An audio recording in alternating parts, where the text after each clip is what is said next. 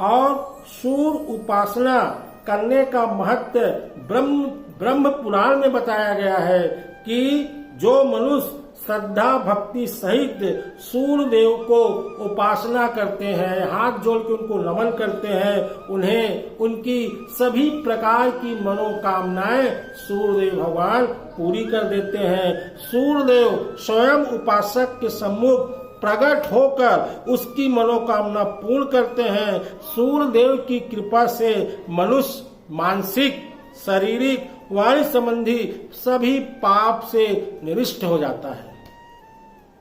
ऋग्वेद में बताया गया है कि सूर्यदेव में पापों से मुक्ति, लोगों का नाश करने वाला, आयु और सुखों की वृद्धि करने वाला तथा दरिद्र निवारण को अपार क्षमता। इसी कारण ऋग्वेद में इसका संतुलन हेतु सूर्यदेव से प्रार्थना की गई है। आइए, और यजुर्वेद में कहा गया है कि सूर्यदेव की आराधना इसीलिए की जाना चाहिए कि वह मानव मात्र के सभी शुभम कर्मों के साक्षी है और उससे हमारा कोई भी कार्य व्यवहार छिपा नहीं हुआ है। ब्रह्म पुराण में कहा गया है सूर्यदेव सर्वश्रेष्ठ देवता है। सूर्यदेव सर्वश्रेष्ठ देवता है और सभी देवता इन्हीं प्रकाश के रूप में सूर्यदेव की उपासना करने वाले उपासक को भी सामग्री उन्हें अर्पित करते हैं। सूर्यदेव उन्हें लाख गुण करके उन्हें लौटा देते हैं। अग्नि पुराण में बताया गया है कि गायत्री मंत्र के द्वारा सूर्य उपासना करने पर सूर्यदेव प्रसन्न होते हैं और उपासक को उसकी सभी प्रकार की मनोकामनाओं को सूर्यदेव भगवान पूरी कर देते हैं। स्कंद पुराण के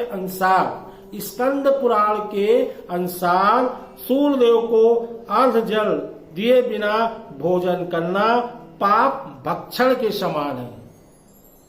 और सूर्य उपासना के अनुसार देव, गंधर्व, ऋषि सूर्य की रश्मियों के वास करते हैं और सूर्य उपासना के बिना किसी का भी कल्याण संभव नहीं है, चाहे कोई अमर तत्व के गुण से भरपूर होता है और कोई क्यों ना हो। इस प्रकार आप सभी लोग को सूर्यदेव का अपना जो एक नियम है करिए। सूर्यदेव को आप अगर उपासना करते हैं तो कैसे आप सूर्यदेव की उपासना करेंगे जिससे सूर्यदेव प्रसन्न हो जाएंगे और आपकी सारी भाव को स्वीकार कर लेंगे और आपकी सभी प्रकार के संकट कष्ट को दूर कर देंगे। प्रातः काल सूर्य उपासना करने के लिए रक्त चंदन में मंडल बनाकर तांबे की कलश पर जल, लाल चंदन, अक्षत, लाल फूल, कुशा आदि रखे जाते हैं और फिर घुटने टेक कर प्रसन्न पूर्वक मन से गायत्री मंत्र, सूर्य मंत्र का जाप करते हुए जल की धार धीरे धीरे प्रभावित की जाती है और सूर्यदेव को अर्थ जल देकर फिर पुष्पांजलि अर्पित की जाती है।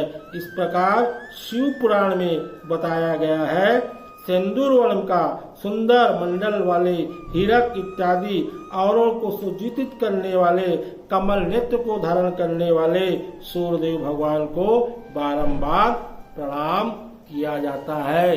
इसलिए आप सभीयों से मेरा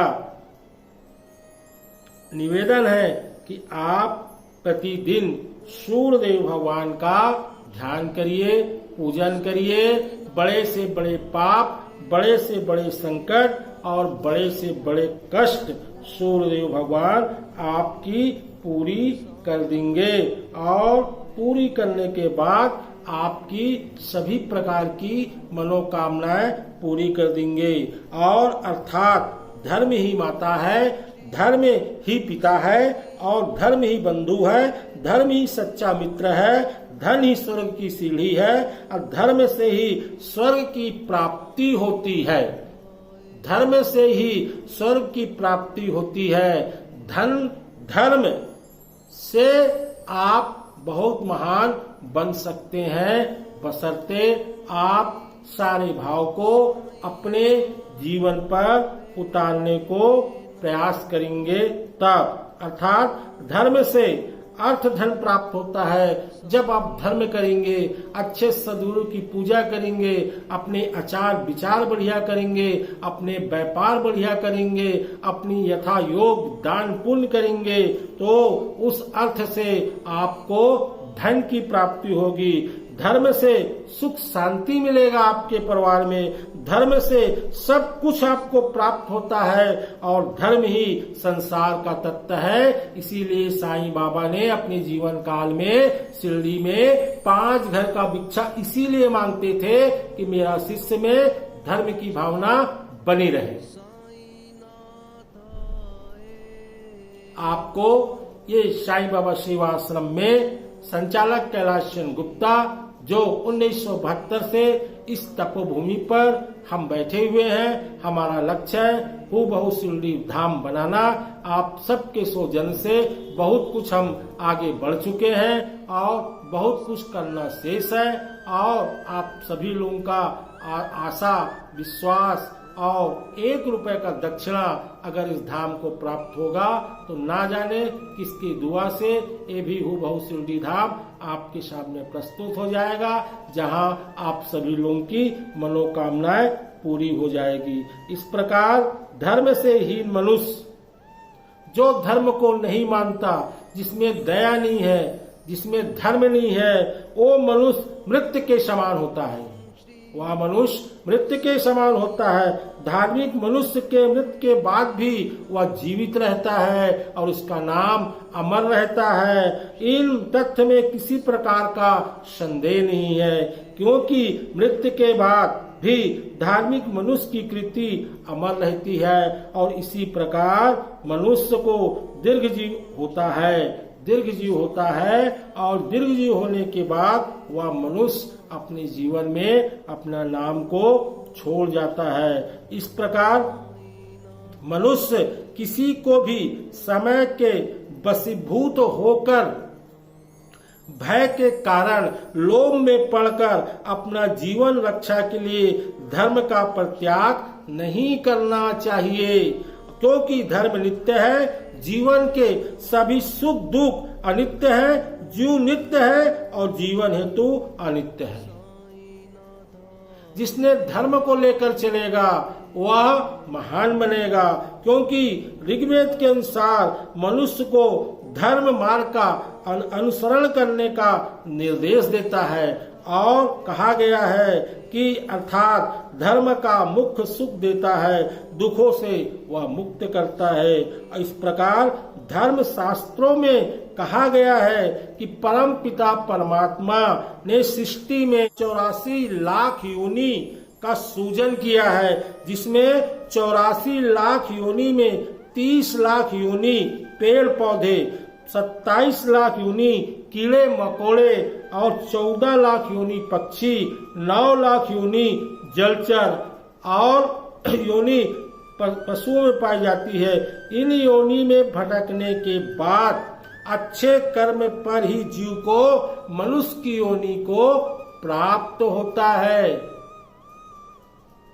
बड़े भाग्य से ये मानव का शरीर आपको प्राप्त हुआ है, इसलिए मनुष्य के बारे में कहा गया है दुर्लभ मनुष्य देह, अर्थात मनुष्य का जो शरीर है बड़ा दुर्लभ कहा गया है। रामचरितमानस में कहा गया है कि बड़े भाग्य मानुष तन पावा, असुर दुर्लभ सद्ग्रंथ सो आवा, अर्थात बड़े भाग्य से मनुष्य का शरीर मिला है और इतना महान शरीर मिला है कि ग्रंथों में यही कहा गया है कि इस मनुष्य के शरीर पाने पर भी देवता लोग भी दुर्लभ है। मानव देव को मोक्ष प्राप्त करने का उचित माध्यम माना गया है।